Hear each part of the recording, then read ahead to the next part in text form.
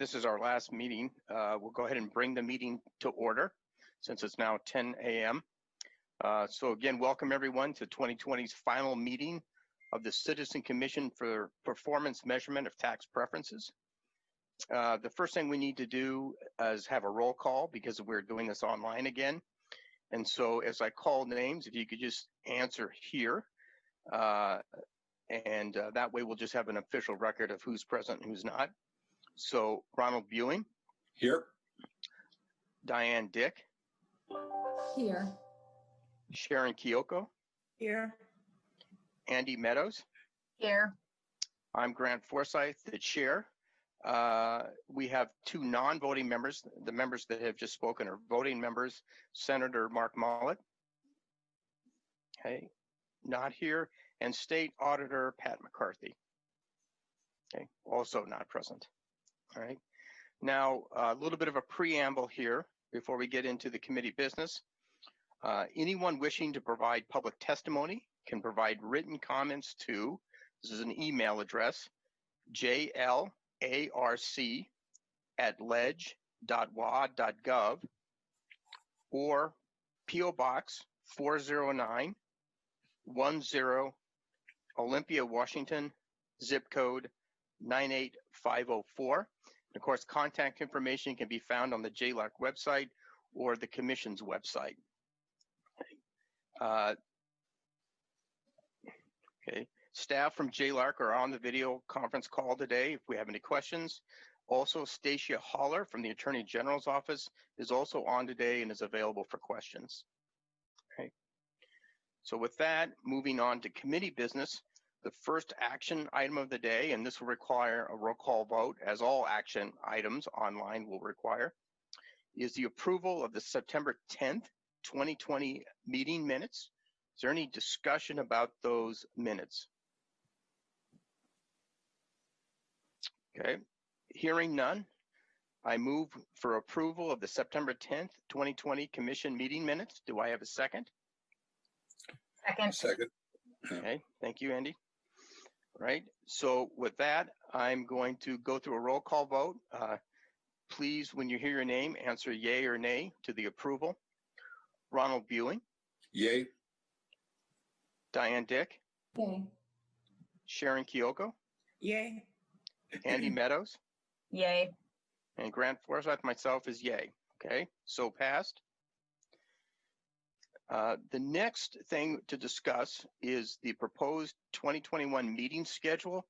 So hopefully everybody had a chance to look at those dates, and just in case you didn't, the dates are May 5th, August 3rd, September 9th, and October 20th, and they're all start as usual at 10 a.m. Does anybody have any problems currently with those dates? I'm good with those dates when I looked at my schedule. Any of the other commissioners have any issues with those? Okay, so it sounds like that will work. So staff, please note that. So next action item, okay, is discussion and adoption of commissioner comments, and that's actually the core part of our business today. So we're going to be looking at the commissioner comments on the 2020 tax preference reviews. So hopefully everybody's had a chance to look at those.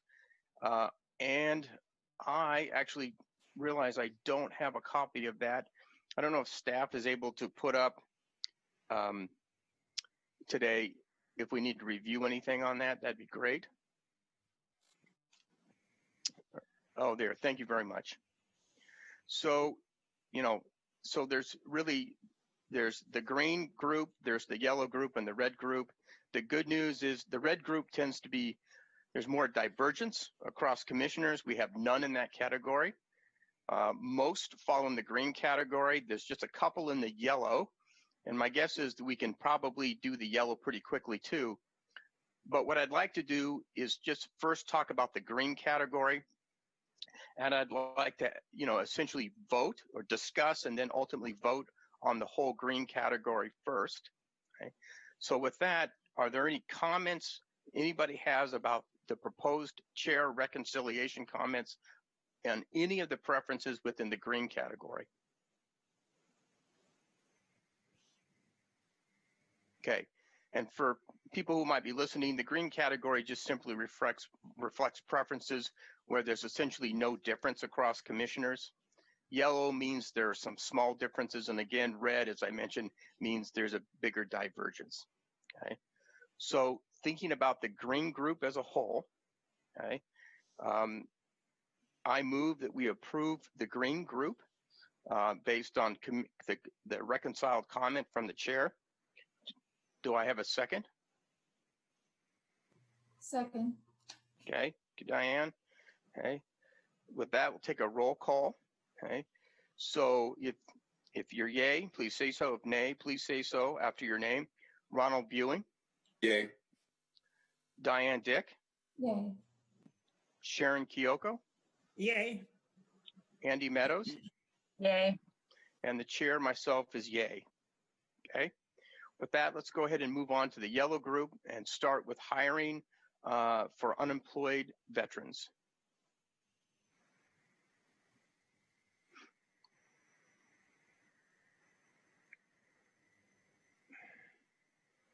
And if we could move down a bit more.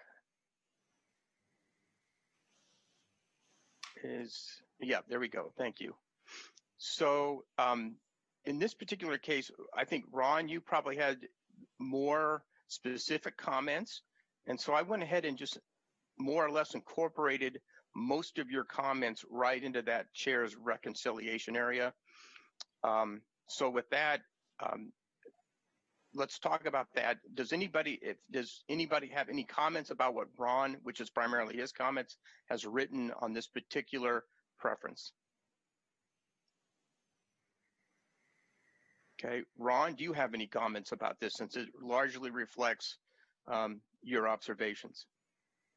No, I mean, it's a lot of this just was things that came up through the, testimony. And it just seemed to me as I was, looking back and going over that there were a few things where it just, for the way that the law was structured itself, that it just didn't seem to make sense. And so I, kind of wanted to, just point a few of those things out and some of what we'd heard. So it was it just it really was just some additional, I think clarifications to get some of what we got in testimony and make sure that was, available to legislators looking at the report at the end of the day.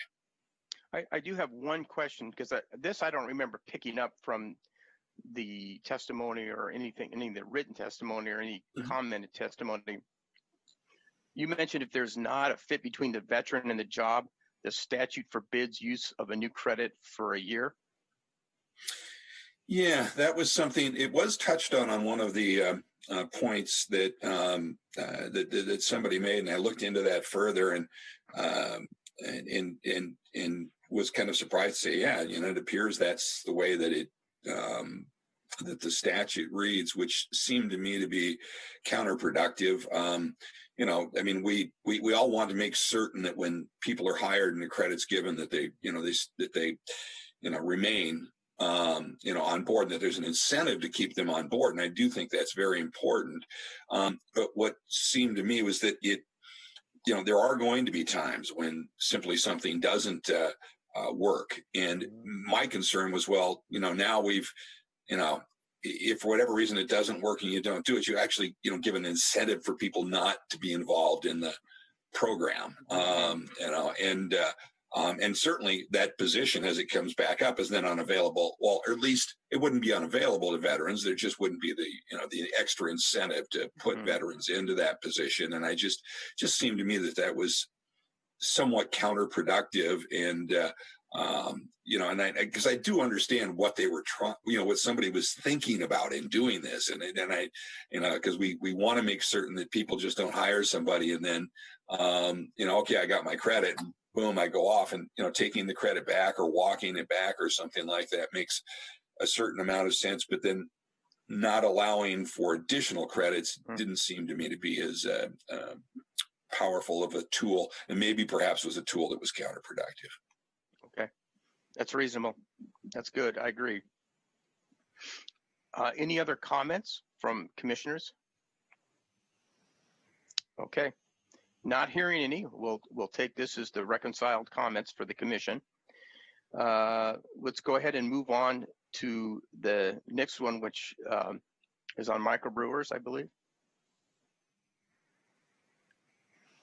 So again, little bit difference across commissioners, but not a big one. Any comments about the microbrew attempt at commissioner reconciliation?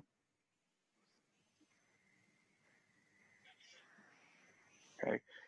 You know, I think when I wrote this, you know, I think some of the written testimony was, I think, pretty useful. And so I think I tried to incorporate that as well as did other people. So again, I'm not hearing any comments about this. So it sounds like everybody's okay with it. Okay. All right. I just want to make sure, because right now on my screen, I only have a limited number of pictures I see. So hopefully nobody's got their hands up and I'm not seeing it. Okay.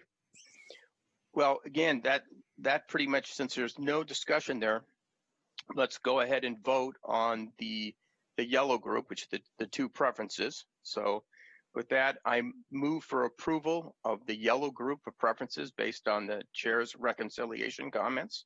Do I have a second? Second. Okay, thank you, Andy. With that, let's do a roll call. When I say your name, please say yay or nay after. Ron Buing, Yay. Diane Dick, Yay. Sharon Kyoko, Yay. Andy Meadows, Yay. and Grant Forsythe, myself, is a yay. All right, that concludes that part of today's business. So thank you, commissioners, on that. You know, this year, was, as I've told other people, last year was a lot more difficult. This year was very pleasant, because it was just a lot easier to get through the preferences this year around, mostly because there was no aerospace, which was always complicated. So what we need to do now, and this an action item here too as well, so we'll have the vote on it, but the proposed revisions to the 2021 review schedule. Staff, Eric Thomas, if you'd like to talk about these, it's not a big deal, but this is something we do need to vote on.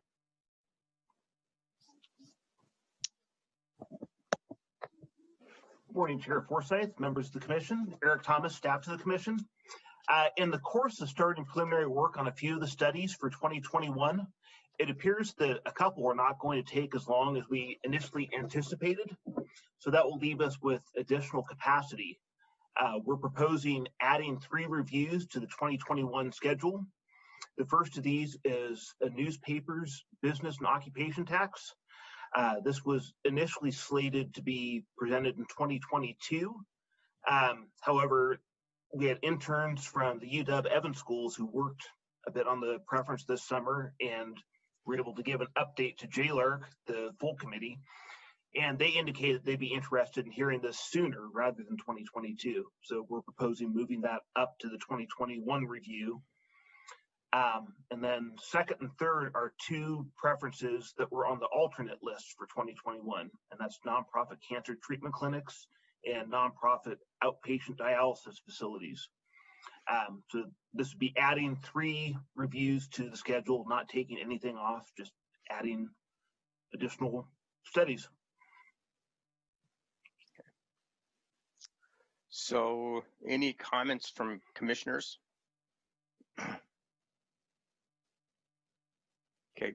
I mean, there's nothing too here controversial. I think it's actually good that staff has raised this issue and been able to add some additional reviews next year. So that's good. Okay. Not seeing any hands from anybody. So since there appears to be no discussion, I move for the approval of the revisions to the 2021 review schedule. Do I have a second? Second. Okay, thank you, Ron. With that, we'll do again a roll call. Okay, say yay or nay after your name is read. Ronald Buing, Yay. Diane Dick, Yay. Sharon Kyoko, Yay. Andy Meadows, Yay. and myself, Chair Grant Forsythe, yay.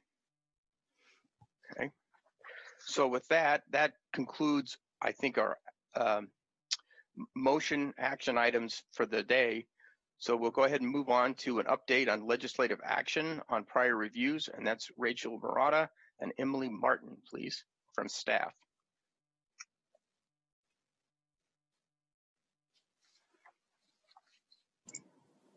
Good morning, Chair and members of the Commission.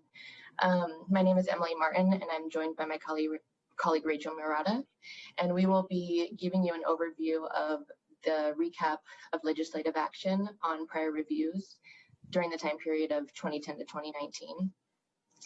As you may recall, we do this every year where we kind of give you an update on if the legislature has implemented the recommendations either from the legislative auditor or citizen commission. In this time frame that we're looking at here, there have been 124 recommendations that the legislature has implemented. And we redid the design of this last year to make it a little easier to understand. And so as you can see on the left-hand side, the implemented recommendations are broken down between legislative auditor and citizen commission, and then further broken down into whether the preference that was implemented was revised, which is the yellow here, expired or terminated, which is the blue, and or continued in the gray. And this is actually interactive. It's on the Citizen Commission webpage. So if you go over here on the right-hand side, you can click any of these and it will give you the actual preferences that are included in that category. So this is the continue or review. Let me see, let me go back. I think this is the continue. Preference was revised by the legislative auditor. That was a recommendation and it was implemented by the legislature. So you can click any of these buttons and see which preferences are in each of those categories. And we do also have definitions of each category on the bottom here so that you understand kind of which preferences are included in each category and why we put them there. So feel free to take a look at this. Like I said, it's on the Citizen Commission website, and we're happy to answer any questions. Yeah, I have a quick question about sort of interpretation. So we have got the legislative auditor and then we have the Citizen Commission. So those are, so the legislative auditor side, and I'm looking at the right side here from my screen. So if it says preference revised, that was based on the comments solely from the legislative auditor, whereas the Citizen Commission part is, those have been revisions based on our comments. I can answer that. Yeah, that's correct. What we did is first it looks at the legislative auditor's recommendation, and if the preference was revised and that aligned with what the legislative auditor's recommendation is, then it'll be in that column. The Citizen Commission, the reason that column is so small is because it only covers areas where the Citizen Commission disagreed with the legislative. Got it. Okay, that's what I was thinking. I just wanted to make sure that I was interpreting that right, because I look at that and that makes me feel bad because I think maybe nobody cares, but it's just really the situations where there's disagreement between the staff and the commissioners. Exactly. So really both of the columns are implementing the Citizen Commission recommendation, because if it's in the legislative auditor column, then that means you all agreed with the legislative auditor's recommendation. So you get both columns. Perfect. That's all I needed for clarification. That's great. That's great. Commissioners, anybody else with questions? Okay, not hearing any and not seeing any hands. Thank you, Rachel. Thank you, Emily. So on to study questions for 3 upcoming reviews. Hey, so, Chair Forsyth, yes. if I could interrupt you briefly. It looks like Senator Mullet has joined the meeting. I just want to make sure you realized he was here and acknowledge that he's on the call now. Welcome, Senator Mullet. Thanks for joining. I'm coming between meetings, so I had a 10 o'clock that ran late, and I have an 11:30. But I wanted to hop on in between to just listen. No, I appreciate that. We are moving like the wind, as they say, but happy to have you here. So, Keenan, thank you for doing that, breaking in. So with that, we'll head and go on to JLARC staff. We'll talk about some study questions for 3 upcoming reviews, kind of an initial look at these particular preferences.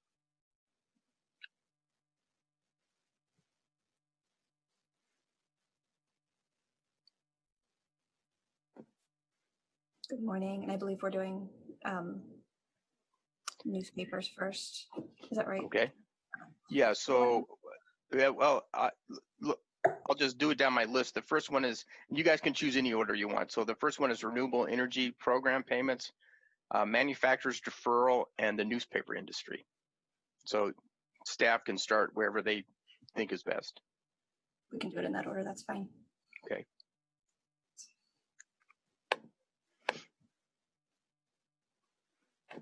And so in the case of renewable energy, that'll be Rachel Murata and Eric Whitaker.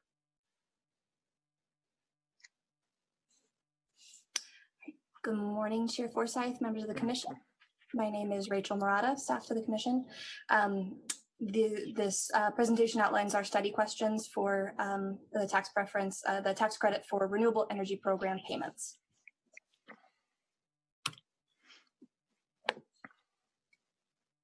This preference provides credit against the public utility tax for utilities that make payments to their customers through the Renewable Energy System Incentive Program.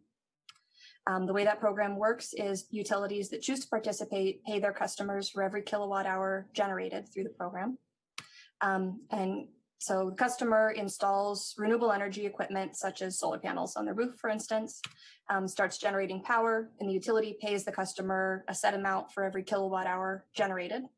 And then the state gives the utility a tax credit equal to the amount the utility has paid. The technologies that are eligible for the preference are outlined in statute, and they include solar panels, wind turbines, and anaerobic digesters. And this program is administered by the Washington State University Energy Extension Program.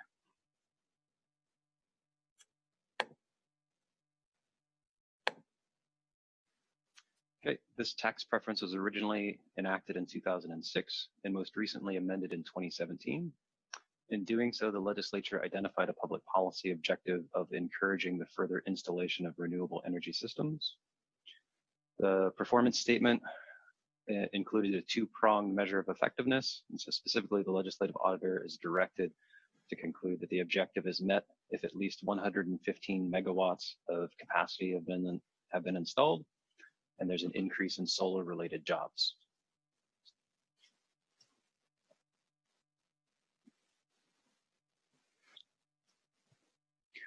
In conducting our study, we'll seek to answer several questions dealing with the use of the program, its impact on the industry, and the associated economic impacts across the state. In terms of program use, we'll be looking at questions such as how many entities are using the preference and how much tax are they saving, what kinds of systems are being installed, and how much solar capacity has been added. In terms of the program impact, how does the preference incentivize installation? And then for entities, what is the impact on them and what types of systems are they installing? Also increased renewable energy system installations how can we parse the impact of the program relative to other factors? In terms of the economy, revenue, and jobs, we'll be looking at the impact on the overall economy, reduction in state tax revenues, the changes in employment, and also the ranking of solar jobs in Washington relative to other states. Next steps, preliminary report is due in July 2021 to JLARC, and then we have a proposed final in December 2021. And here's our contact information, and we're happy to answer any questions you have at this time, or if you want to wait till the end of the proposed study or the study question presentations, you can do that as well. Yeah, I do. I better ask this now. Well, first off, in the interest of disclosure, of course, I work for integrated utilities, so we operate in this space, in the solar space. But it seems like to me didn't we review something very similar to this a few years ago? Or is this a different preference, or is this an augmented version of the one we reviewed a few years ago? Yeah, so this is the same tax credit that we reviewed back in 2016, but the tax credit is applied to a new and slightly different program. So in 2017, the legislature enacted a bill that ended the renewable energy cost recovery program and created a new incentive program with different rates and different provisions. They made a lot of changes to how the program operates. The tax credit is the same. And so Okay. it'll be slightly different. So that's why we're reviewing it again, because there's been some adjustments to it, basically. Exactly. This is a new program. Okay. Okay. Thank you. Okay. Any commissioner comments about that? Okay. Not seeing any. Let's go ahead and move on to manufacturer's deferral.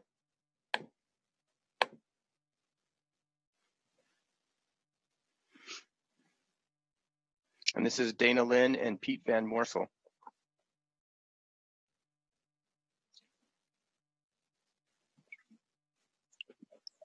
Chair Forsyth, we're just getting the PowerPoint presentation up and running right now. There's some challenges with this multiple presenters and multiple presentations. Preaching to the choir. There we go. Okay, the second preview that we'll give you for studies that we are currently working on and will present next July is a study that we'll be doing on a sales and use tax deferral for certain manufacturers.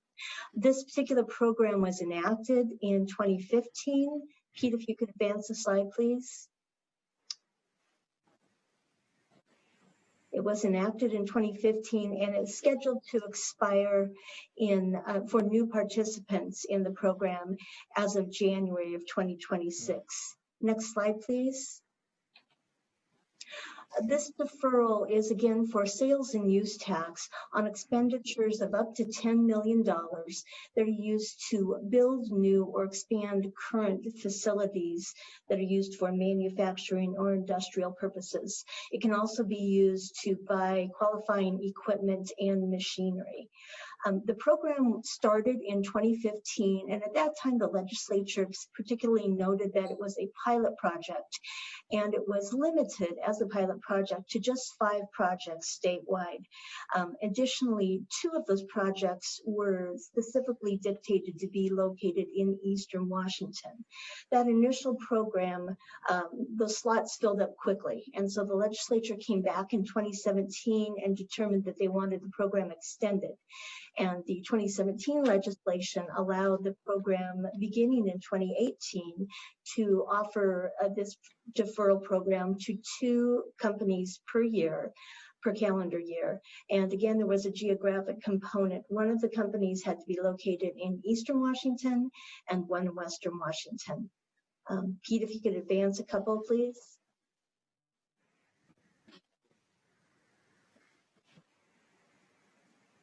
Having a little bit of technical difficulty, I apologize. That's okay. So, so moving on, when these companies, after they build their projects, they have to repay the sales tax back to the state over a 10-year period. And that period doesn't start until 5 years after the project is deemed operationally complete by the Department of Revenue. So it's a fairly long period of time from the point that they apply to the point that they begin paying and then do pay off in equal payments. One other twist on this particular program is that when the companies do repay, the state portion of the repayment, which is 6.5%, is deposited into a special account that's been established with the State Board for Community and Technical Colleges. And that account is to be used by the State Board to provide new job training programs and apprenticeships and management training specifically for manufacturing and industrial companies. There are 2 goals for this preference, and the first of these is to create and retain jobs. The second is to provide funding to support job readiness training, professional development, and apprenticeships. And the legislation states the legislative auditor should recommend extending the deferral. So with that, the JLARC review will address 5 study questions. The first is, how many Washington to the maximum allowable extent can we identify why? how many full-time jobs were generated by each project, Ooh. and how many of these were construction jobs? How much funding for job training has been provided to date, and what is the estimated future funding? And finally, accounting for the fact that the preference deferral must be repaid, what are the beneficiary savings estimated by beneficiaries? This is again the proposed study questions. The next steps for this report will be presentation of the preliminary report to JLARC in July 2021 and to the Pete's breaking up a bit. And commission a Pete, month after that. Pete's And now finally, frozen. a proposed final report will be presented for that. Dana, can you take over?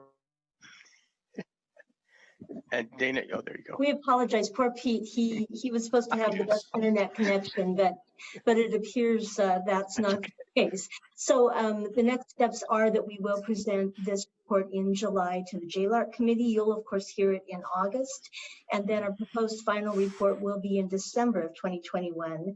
Here's our contact information, and we'd be happy to answer questions from you now or at the end of after the next study question presentation. Okay, so this is the chair, just real quick. Again, in the interest of disclosure, so I'm now serving on an advisory board for the Association of Washington Businesses. A lot of their membership are manufacturers. So just in the interest of that disclosure, but I do have a question about this. So so essentially, they still have to pay the tax, but rather than paying everything up front, it's just distributed over time. Is that correct? No, actually, the way it works is the tax is deferred, so they don't pay it initially. Oh, I guess you are correct. Yes, they do eventually pay the tax. Okay. But it is on a delayed schedule. So basically, the beneficiary savings ultimately for these businesses will be just the value of that money that they paid over at least 15 years, as opposed to paying it right up front when they built. Got it. Okay. Yep. Thank you. Mm-hmm. Any other questions? All right. So last kind of preview is the newspaper industry, excuse me. And this is, again, Eric Whitaker and Rachel Murata.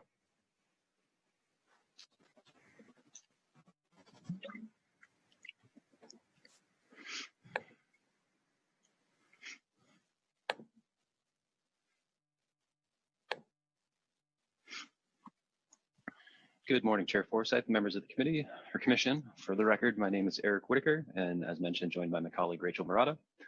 This presentation will detail study questions for future JLARC review on the reduced B&O tax rate for the newspaper industry.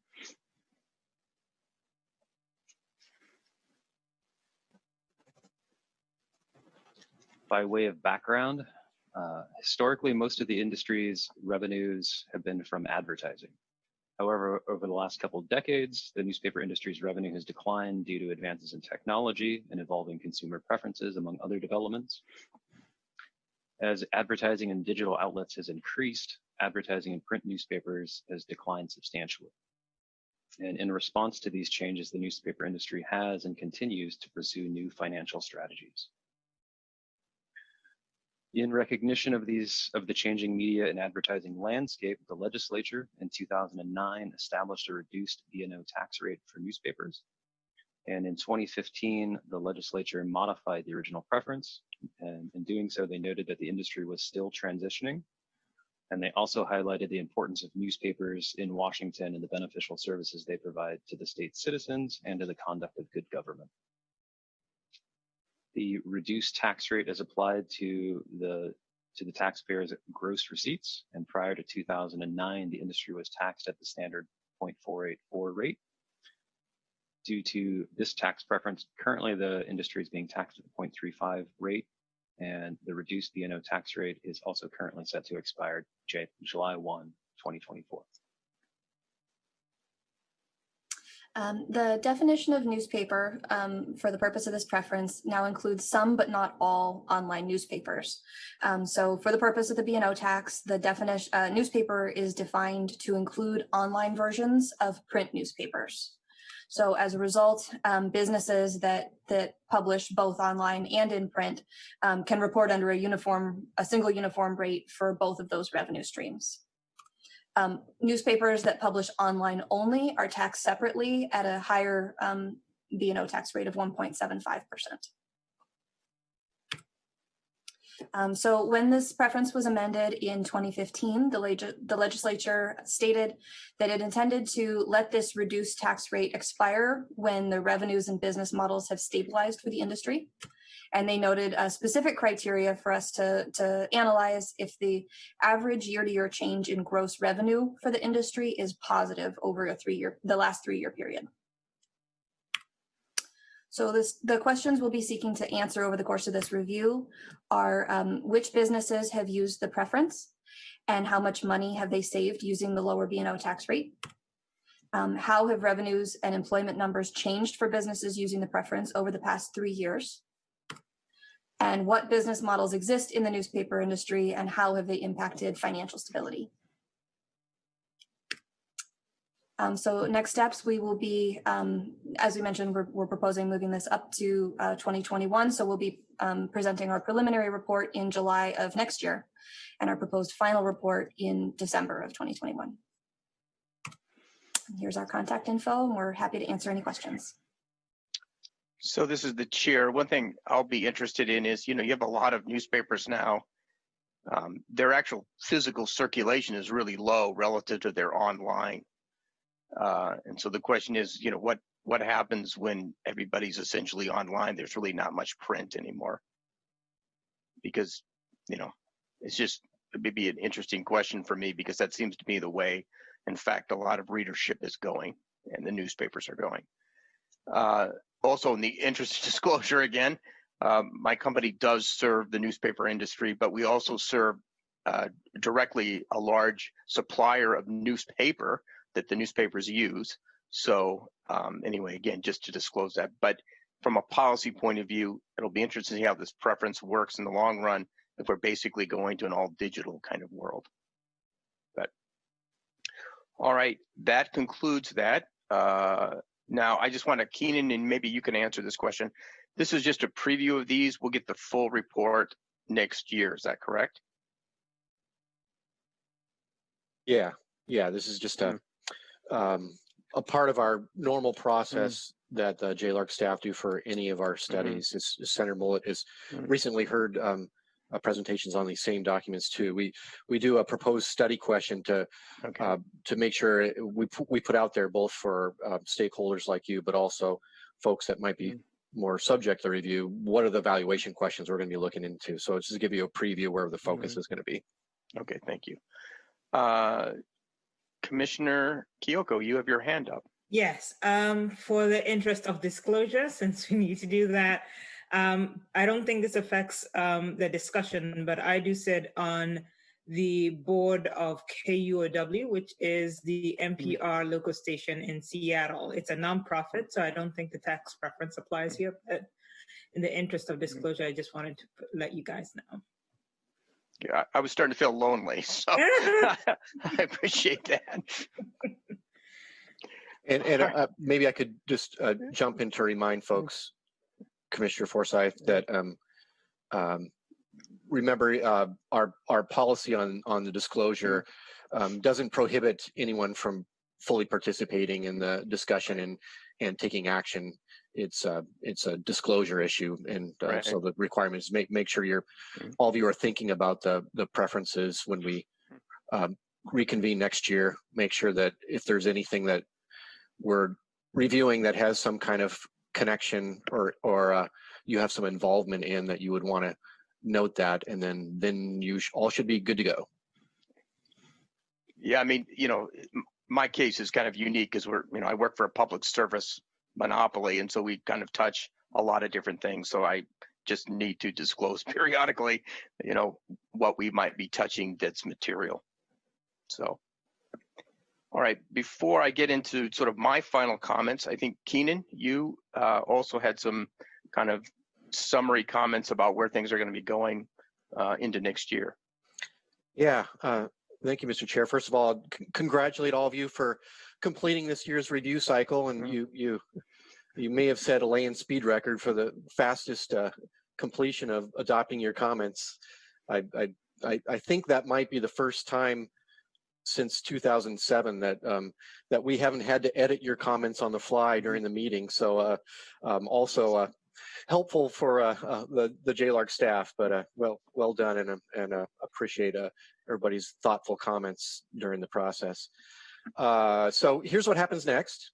The commission as a body, your business is really done for the year. So now that your comments have been adopted, we will make sure that we're distributing those and publishing them on the website, but also they become an addendum to the JLARC staff report.